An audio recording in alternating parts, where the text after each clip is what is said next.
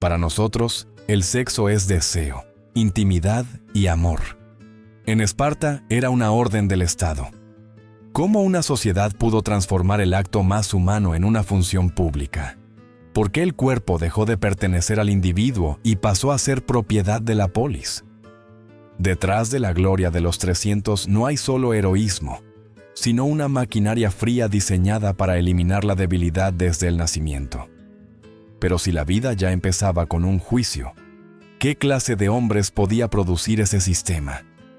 Quédate, porque esto es solo el comienzo de una historia mucho más oscura. En Esparta, no existía el derecho a elegir con quién formar una familia. El matrimonio no era una decisión personal ni un acto de amor, sino una herramienta del Estado. Los magistrados, ancianos endurecidos por décadas de guerra, observaban a los jóvenes como si fueran animales de cría. No buscaban afecto, compatibilidad o felicidad. Buscaban cuerpos útiles. El hombre debía ser alto, fuerte y provenir de una línea de guerreros probados. La mujer debía ser fértil, de caderas anchas y constitución robusta. La belleza importaba, pero no por deseo, sino como señal de salud y de genes superiores. El Estado los unía en matrimonios concertados que no eran más que transacciones genéticas. El objetivo era claro: optimizar la próxima generación de soldados. En este sistema, el amor no solo era irrelevante, era peligroso. El apego emocional podía debilitar la lealtad absoluta al Estado. Por eso, el cuerpo dejaba de pertenecer al individuo y se convertía en un recurso público. Tener hijos no era un derecho, era una obligación. Pero el control iba aún más lejos. Si un guerrero destacado estaba casado con una mujer incapaz de darle hijos fuertes, y en otra casa vivía una mujer físicamente superior, el Estado intervenía. Se permitía, e incluso se fomentaba, que el guerrero concibiera un hijo con la esposa de otro hombre. No había adulterio ni escándalo, no había pasión. Era un deber patriótico, un préstamo temporal de vientres para fortalecer la raza, la paternidad, la fidelidad y el matrimonio. Quedaban aplastados bajo la lógica de la eugenesia estatal. El objetivo nunca fue la familia.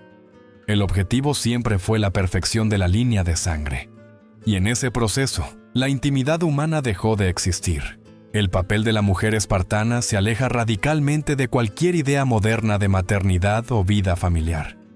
En Esparta, las mujeres no eran vistas principalmente como esposas, ni como madres, en el sentido afectivo del término. Eran instrumentos esenciales del Estado, cuerpos destinados a cumplir una función biológica precisa. Su valor no se medía por el amor que podían ofrecer, sino por la calidad de los hijos que podían gestar. Desde niñas, su destino estaba trazado con la misma claridad brutal que el de los varones. A diferencia de otras ciudades griegas, donde las mujeres vivían recluidas en el hogar, las espartanas eran entrenadas físicamente de manera sistemática. Corrían, luchaban, lanzaban la jabalina y fortalecían sus cuerpos no para la guerra, sino para el parto. La lógica era implacable. Solo una mujer fuerte podía dar a luz a un guerrero fuerte. El Estado no estaba formando compañeras de vida, estaba criando recipientes perfectos para la semilla del soldado. La voluntad individual de la mujer era secundaria. Su cuerpo lo era todo. A las mujeres se les inculcaba desde temprana edad que su campo de batalla no estaba en la falange, sino en la cama de partos. Dar a luz no era un acto íntimo ni un momento de ternura, era un servicio a Esparta. Su mayor honor no era criar a un hijo, sino entregarlo al Estado en condiciones óptimas. El instinto maternal, tal como lo entendemos, era visto como una debilidad peligrosa. Amar demasiado a un hijo significaba arriesgar la estabilidad del sistema. Este adoctrinamiento no era superficial. Se enseñaba a las mujeres a reprimir el apego emocional y a reemplazarlo por un patriotismo feroz. Su identidad se construía alrededor de una idea central. Su cuerpo no les pertenecía. Era un activo del Estado, una pieza clave en la maquinaria militar. Incluso el dolor del parto era reinterpretado como una forma de sacrificio necesario, una contribución directa a la supervivencia colectiva. La maternidad, despojada de afecto, se convertía en una obligación fría. La mujer espartana no esperaba recompensas emocionales, solo reconocimiento ideológico. Su éxito se medía por la fortaleza del hijo que producía, no por el vínculo que pudiera establecer con él. En este sistema, el amor no tenía lugar.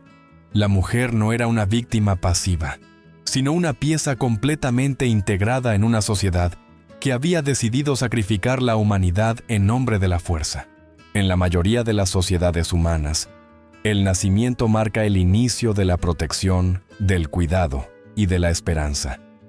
En Esparta era exactamente lo contrario. El nacimiento no significaba pertenecer a una familia, sino enfrentarse al primer juicio de la vida. El recién nacido no era entregado a los brazos de su madre para ser amado, sino retirado de inmediato para ser evaluado. Su destino no lo decidían los padres, lo decidía el Estado. El niño era llevado a un lugar frío y sombrío conocido como la Lesche, el espacio de reunión. Allí lo esperaba la Jerusía, el consejo de ancianos de Esparta. Eran hombres que habían sobrevivido a innumerables batallas, endurecidos por la guerra y completamente desprovistos de compasión. Para ellos, aquel bebé no era un ser humano, sino un posible soldado, o un error que debía ser eliminado. La inspección era meticulosa y brutal. Desnudaban al niño y examinaban cada centímetro de su cuerpo. Observaban sus piernas, su espalda, su constitución general. Escuchaban su llanto, buscando fuerza, resistencia, señales de vitalidad. Cualquier deformidad, cualquier debilidad visible, cualquier indicio de fragilidad era suficiente para dictar una sentencia de muerte. No había debate, no había apelación. La decisión era final. Este acto no era percibido como crueldad gratuita. Para la mentalidad espartana, era una necesidad lógica. Esparta era una pequeña élite guerrera rodeada de enemigos externos y amenazada constantemente desde dentro por los ilotas, una población esclava que los superaba ampliamente en número. Cada ciudadano debía ser un pilar de fuerza. Un individuo débil no solo era una carga, era una grieta en el muro defensivo del Estado. Si el niño superaba la prueba, era devuelto a su familia, pero no como un hijo amado, sino como un futuro recluta. Se le asignaba una parcela de tierra y una vida ya predeterminada. Si no la superaba, el destino era aún más frío. El bebé era llevado a las laderas del monte Taigeto, a un lugar conocido como el Apotetas. Allí era abandonado en una grieta de la roca, expuesto al frío, al hambre y a los animales salvajes. No se le mataba directamente, simplemente se le dejaba morir. En la lógica retorcida de Esparta, no era un asesinato. Era devolver a la naturaleza lo que había producido de forma imperfecta. Un sacrificio silencioso en nombre de la fuerza colectiva. Sobrevivir a este juicio era solo el primer paso. A partir de ese momento, la vida del niño espartano se convertía en una cuenta atrás hacia la guerra. Superar el juicio de los ancianos no significaba el final de la intervención del Estado en la vida del espartano. Al contrario, a partir de ese momento, comenzaba una exigencia constante: producir cuerpos para la maquinaria bélica. En Esparta, la procreación no era una elección personal ni una consecuencia natural del matrimonio.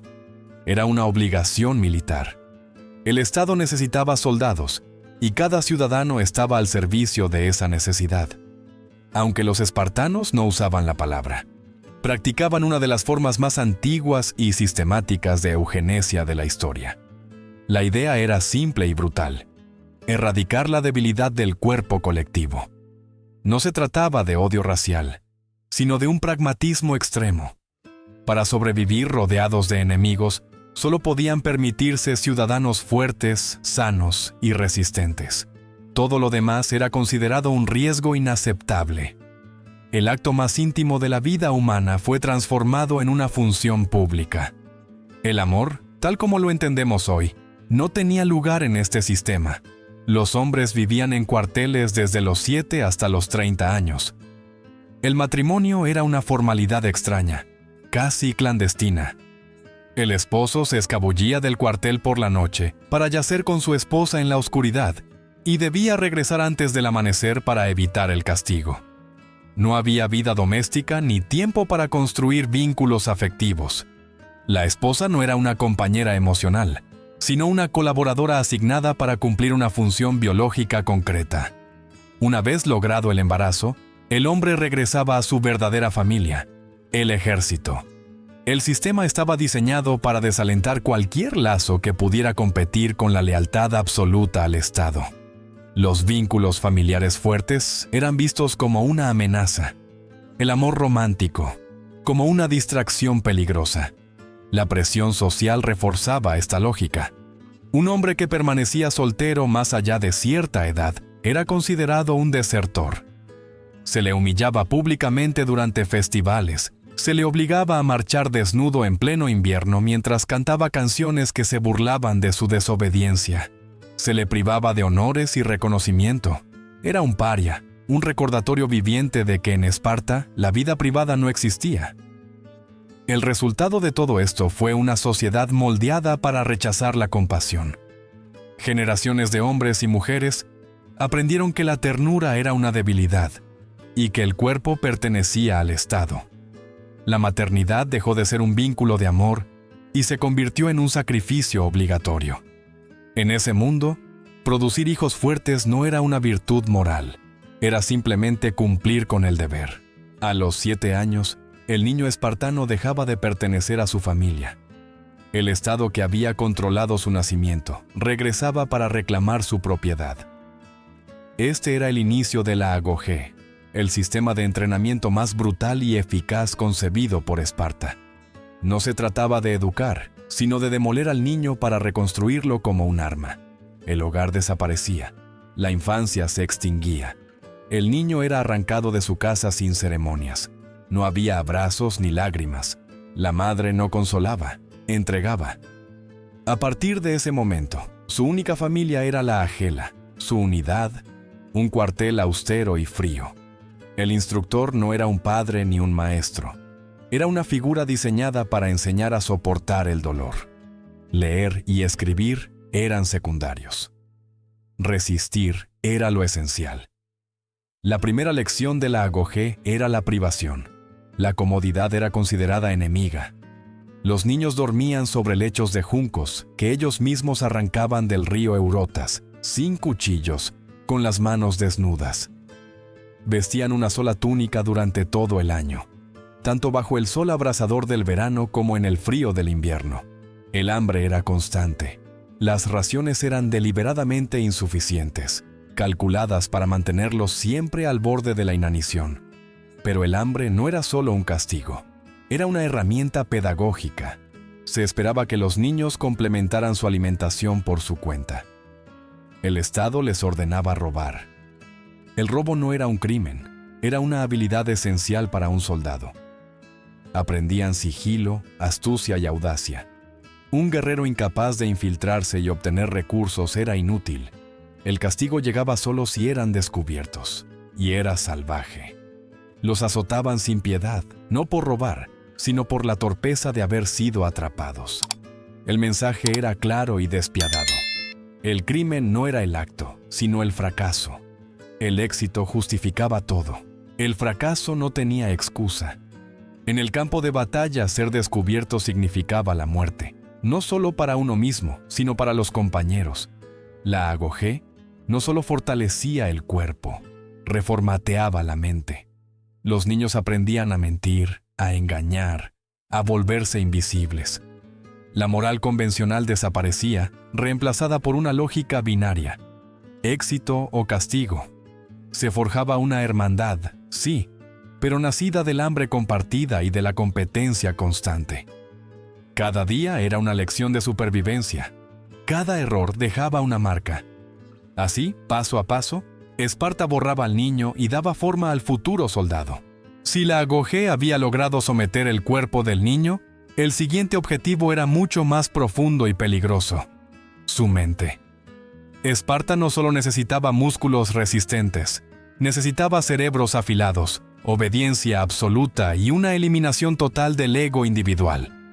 Para lograrlo, el sistema recurrió a una herramienta tan simple como devastadora: el silencio. A los niños se les enseñaba que hablar no era un derecho, sino un instrumento. Nuestra palabra lacónico proviene de Laconia, la región de Esparta, y no es casualidad. Hablar sin pensar, hacer una pregunta inútil o una broma fuera de lugar, era considerado una falta grave. Los instructores lanzaban preguntas constantemente, esperando respuestas breves, precisas y cargadas de ingenio. No se toleraban las dudas ni las vacilaciones. Una respuesta lenta o torpe no se corregía con palabras, sino con dolor inmediato. A veces, el instructor mordía con fuerza el pulgar del niño, una lección visceral para que aprendiera a pensar antes de abrir la boca. El silencio se convertía en una forma de defensa. Cada palabra debía ser calculada, como un arma. Pero los instructores no eran la única fuente de terror cotidiano. El sistema estaba diseñado como una pirámide de abuso perfectamente organizada. Los cadetes mayores, conocidos como eirenes, tenían control absoluto sobre los más jóvenes. Eran líderes, jueces y verdugos al mismo tiempo. No actuaban como mentores, sino como instrumentos de presión constante. Durante las comidas, la violencia psicológica alcanzaba su punto más alto. Los eirenes interrogaban sin descanso a los niños. ¿Quién era el ciudadano más valiente de Esparta? ¿Qué pensaban de una campaña militar reciente? Si el robo podía considerarse una virtud. No buscaban respuestas correctas, buscaban fallos. Un titubeo, una opinión débil o una frase mal formulada bastaban para desatar la humillación pública, a menudo acompañada de golpes. Esto no era acoso casual, era bullying institucionalizado, utilizado como método educativo. El objetivo era enseñar a pensar bajo una presión extrema, a sobrevivir en un entorno donde cualquier error tenía consecuencias inmediatas. Se fomentaba la rivalidad, se recompensaba la agresividad y se castigaba cualquier muestra de vulnerabilidad. Los niños aprendían a no confiar en nadie, a detectar debilidades ajenas y a ocultar las propias.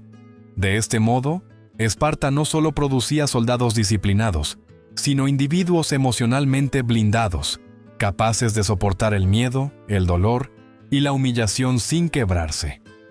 La crueldad diaria no era un exceso del sistema, era el sistema mismo, diseñado para destruir cualquier resto de sensibilidad humana y reemplazarlo por obediencia y dureza absoluta.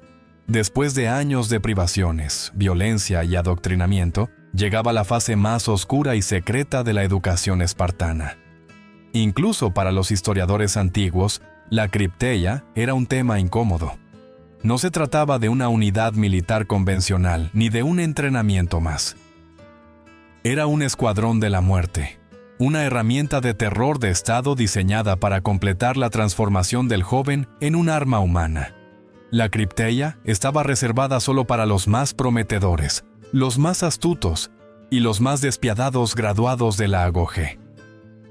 Para entender su función, era necesario comprender el miedo permanente que dominaba a Esparta. Una pequeña élite de ciudadanos guerreros gobernaba sobre una población de ilotas que los superaba ampliamente en número. La posibilidad de una revuelta era una pesadilla constante. El control no podía basarse solo en la fuerza militar visible, necesitaba el terror. El funcionamiento era simple y brutal. Los jóvenes seleccionados eran enviados al campo solos, armados únicamente con una daga y raciones mínimas. Durante el día debían esconderse. Solo podían moverse de noche, como depredadores. Su misión no era combatir ejércitos enemigos, sino cazar ilotas. No se trataba de una matanza indiscriminada. Se les ordenaba identificar y eliminar a los más fuertes, a los más inteligentes, a aquellos que mostraran liderazgo o orgullo. La cripteia era una guadaña que cegaba cualquier brote de resistencia antes de que pudiera crecer. El acto central de esta prueba no tenía honor ni gloria. No era una batalla. Era un asesinato a sangre fría, matar a un hombre desarmado por la espalda, en la oscuridad, sin testigos. El objetivo no era solo eliminar una amenaza potencial, sino demostrar que el joven había erradicado cualquier rastro de piedad. Debía probar que podía matar no por ira ni por miedo, sino por obediencia absoluta a la necesidad del Estado. Para justificar estos asesinatos, Esparta creó una ficción legal escalofriante. Cada año, los éforos, los magistrados supremos, declaraban formalmente la guerra a la población hilota. Con ese simple acto burocrático, los hilotas dejaban de ser siervos y pasaban a ser enemigos. Matar ya no era un crimen, era un acto de guerra legítimo. Los jóvenes de la Cripteia no eran asesinos ante la ley, eran soldados cumpliendo su deber. Con las manos manchadas de sangre inocente, el espartano quedaba completo. Había nacido para ser un arma, había sido entrenado para no sentir y ahora había demostrado su capacidad de matar sin remordimiento. La deshumanización era total, tanto para la víctima como para el verdugo. Solo entonces el Estado podía considerarlo plenamente funcional. Tras completar la Cripteia, el espartano alcanzaba finalmente el estatus pleno de ciudadano. Había demostrado su utilidad como arma del Estado. Sin embargo, su recompensa no era la libertad. A los 30 años podía abandonar los cuarteles, pero su vida seguía estrictamente programada. Le esperaba un nuevo deber, tan importante como matar: reproducirse. El asesino debía convertirse en padre para mantener en marcha la maquinaria que lo había creado. El matrimonio espartano no era un acto de amor ni una celebración social. Era un ritual extraño y deliberadamente incómodo. El hombre no pedía la mano de la mujer, la raptaba simbólicamente durante la noche. La novia no vestía galas ni joyas. Su dama de honor le afeitaba la cabeza hasta dejarla rapada. La vestía con una túnica y sandalias masculinas y la dejaba sola, en la oscuridad, sobre un lecho de paja. El esposo se escabullía de su unidad, consumaba la unión de forma rápida y silenciosa, y regresaba antes del amanecer a los cuarteles. El objetivo de este ritual no era la intimidad, sino evitarla. El Estado temía la familiaridad, el apego y la comodidad doméstica. Los encuentros debían ser breves y furtivos para mantener el deseo elevado y aumentar las probabilidades de concepción, pero sin permitir que surgiera el amor. El matrimonio estaba diseñado para producir hijos, no para crear hogares. En este sistema, la mujer no era una figura pasiva. La espartana había sido adoctrinada con la misma dureza que el hombre. Mientras los niños eran enviados a la agogé, las niñas recibían educación formal, aprendían a leer, a escribir y a administrar propiedades, además de someterse a un entrenamiento físico riguroso. La lógica seguía siendo la misma. Solo madres fuertes podían dar a luz a hijos fuertes. A las mujeres se les enseñaba a reprimir el instinto maternal y a reemplazarlo por un patriotismo implacable. Su valor se medía por la calidad de los hijos que entregaban al Estado. Son célebres por su dureza extrema. La madre que entregaba el escudo a su hijo no pronunciaba palabras de consuelo, sino una orden: volver con él o sobre él. La derrota no era una tragedia personal, era una deshonra. Así, el ciclo se cerraba. Dos individuos completamente moldeados por el sistema, unidos no por afecto, sino por decreto. El soldado perfecto y la madre perfecta iniciaban una nueva línea de producción humana. Esparta había logrado crear una sociedad donde incluso el matrimonio era una extensión de la guerra. Pero este ciclo, aparentemente infalible, escondía una grieta fatal que acabaría destruyéndolo todo. Durante casi 3 siglos, el sistema espartano funcionó con una eficiencia aterradora. Produjo los guerreros más temidos del mundo griego y mantuvo a Esparta en la cima del poder. Pero la grieta que acabaría destruyéndolo no vino de un enemigo externo. Nació en el corazón mismo de su perfección. La obsesión por la pureza y la fuerza no fue su salvación, fue su veneno. El primer golpe fue demográfico. La eugenesia implacable, el abandono sistemático de bebés, considerados débiles, y la exigencia de una perfección física absoluta, crearon un cuello de botella genético. Cada espartano muerto en combate no era solo una baja más. Era el producto final de una inversión de décadas, de una línea de sangre cuidadosamente seleccionada y de un sistema educativo brutalmente costoso. Mientras otras ciudades podían reemplazar a sus soldados con ciudadanos comunes, Esparta no podía permitirse perder ni siquiera a unos pocos cientos de los suyos. Sus constantes guerras, incluso las victoriosas, los iban desangrando lentamente. La mayor fortaleza de Esparta, la calidad de sus soldados, se convirtió en su mayor debilidad. Se estaban extinguiendo a sí mismos. A esto se sumó un segundo veneno: la inflexibilidad. La Agogé había creado al hoplita perfecto para la falange, pero no había formado innovadores ni estrategas capaces de adaptarse a nuevas formas de guerra. Su sistema castigaba la creatividad y recompensaba la obediencia ciega. Mientras el arte militar evolucionaba en otras regiones, Esparta permanecía anclada en sus tradiciones. El golpe decisivo llegó cuando se enfrentaron a un genio táctico que no jugaba según sus reglas. En la batalla de Leuctra, el general tebano Epaminondas rompió siglos de tradición militar. Concentró su fuerza en un solo punto y lanzó un ataque devastador contra el ala espartana donde se encontraba el rey. La falange, diseñada para resistir ataques frontales convencionales, fue aplastada. Por primera vez en siglos, un rey espartano murió en el campo de batalla, y su ejército fue aniquilado. La derrota fue irreversible. Con su población de guerreros ya reducida, la pérdida de cientos de soldados de élite fue un golpe del que Esparta nunca se recuperó. Su poder se desvaneció rápidamente. De dominadores de Grecia pasaron a ser una sombra, una ciudad sin influencia, aferrada a la memoria de una gloria pasada.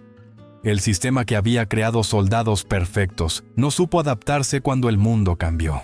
Tras la derrota y el declive irreversible, Esparta nunca volvió a ser lo que había sido. La ciudad que durante siglos simbolizó disciplina, fuerza y dominio militar, se convirtió en una sombra de sí misma. Su población de ciudadanos guerreros era demasiado reducida para sostener el poder. El sistema que había funcionado como una máquina perfecta ya no podía repararse.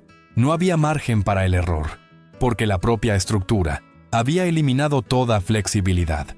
Con el paso del tiempo, Esparta dejó de ser una potencia temida y pasó a ser una curiosidad histórica. Siglos después, los visitantes romanos recorrían sus calles como quien visita un escenario abandonado.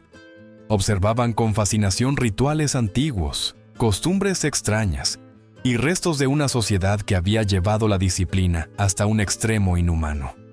Lo que una vez fue fuerza, ahora era rigidez.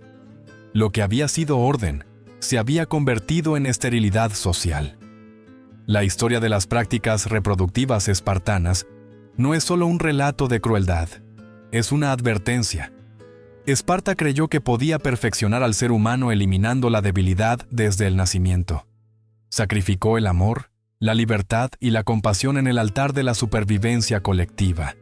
Transformó el sexo en una orden, la maternidad en un deber y la infancia en una fase prescindible. Cada aspecto de la vida fue subordinado al Estado. Durante generaciones, el sistema pareció funcionar. Produjo soldados invencibles y mantuvo a raya a enemigos internos y externos. Pero al erradicar la fragilidad, también erradicó la capacidad de adaptarse, de innovar y de evolucionar. La humanidad fue vista como un obstáculo, no como un valor, y ese fue su error fatal. La máquina de fabricar guerreros era demasiado eficiente para su propio bien. Cada victoria costaba vidas que no podían reemplazarse. Cada soldado muerto era una pérdida irreparable. La obsesión por la pureza genética cerró el futuro de la propia sociedad. Esparta no fue destruida por un enemigo más fuerte, sino por las consecuencias de su propia lógica. Al final, lo que queda de Esparta no son solo ruinas de piedra. Queda una pregunta inquietante que atraviesa los siglos. ¿Qué sucede cuando una sociedad decide que la fuerza es más importante que la humanidad? ¿Qué precio se paga cuando el Estado reclama el cuerpo, la mente y el alma de sus ciudadanos en nombre de la perfección? Esparta dio su respuesta, y el eco de esa respuesta sigue resonando como una advertencia silenciosa para cualquier civilización que confunda poder con grandeza.